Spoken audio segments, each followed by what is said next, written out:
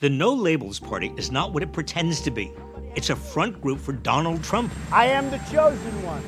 If you or anyone in your life is planning to vote for No Labels or any third party in 2024, please watch and share this video first. Now, I understand if you're sick of the two major parties, you might be intrigued by a party that claims to be a common-sense alternative that finds the middle ground. The political group No Labels is currently funding an effort to get a third-party unity ticket on the ballot next November. Here are three things you need to know. First, No Labels is a dark money group with secret far-right donors. Investigative reporting has revealed that they include many of the same Republican donors who have pumped huge sums of money into electing candidates like Trump and Ron DeSantis. They also include the right-wing billionaire Harlan Crow, who spent years secretly treating Supreme Court Justice Clarence Thomas to a lifestyle of the rich and famous. If the No Labels Party is backed by Trump donors in an election where Trump is on the ballot, there's actually a label we should give to No Labels.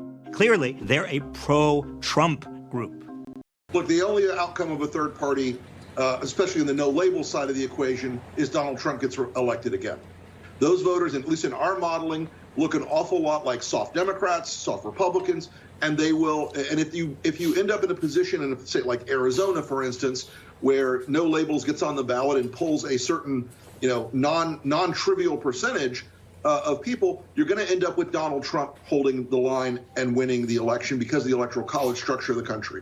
I know there are a lot of people that are fans of RFK. He draws a little bit away from Republican voters, because away from Trump, because of all the insanity, the conspiracy theories, the anti-vax stuff. But what we're looking at in a third party, the outcome is inevitably they cannot win 270 electoral college votes, but they can spoil the election for Donald Trump. Second, the premise No Labels is based on, that Donald Trump and President Biden are equally extreme ends of the political spectrum, is preposterous. Trump has been impeached twice, found by a jury to have committed sexual assault, is facing 91 criminal charges in 4 separate cases, 2 of them in connection with an attempt to effectively end American democracy. There's no equally extreme candidate as Trump. Everybody's talking about dark money.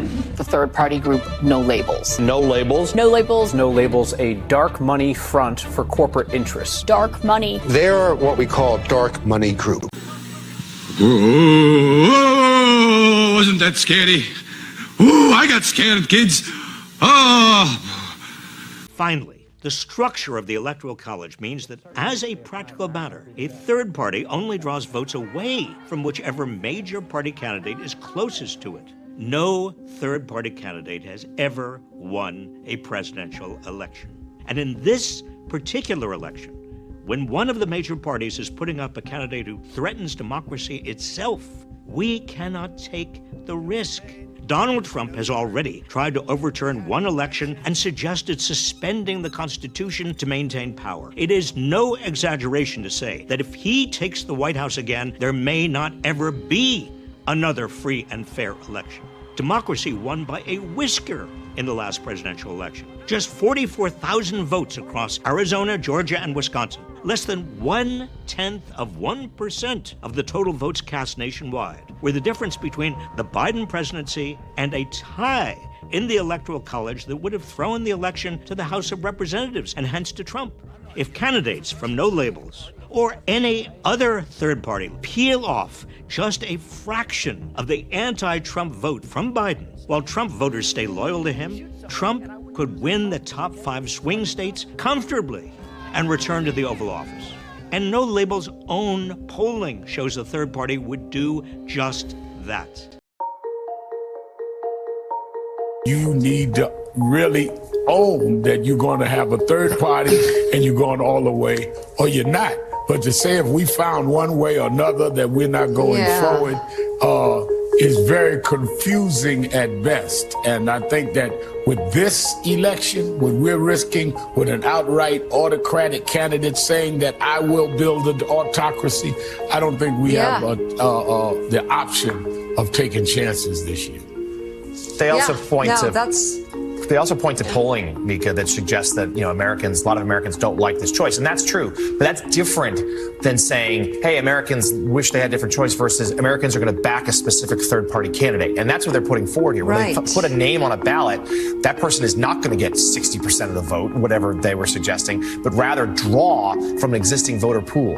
And the polling that people point to suggests that candidate almost certainly will hurt Joe Biden more than Donald Trump. The supposed centrism No Labels touts is nonsense. There's no middle ground between democracy and fascism. All Americans who believe in democracy must unite behind Joe Biden. No labels. That's right. I'm a believer.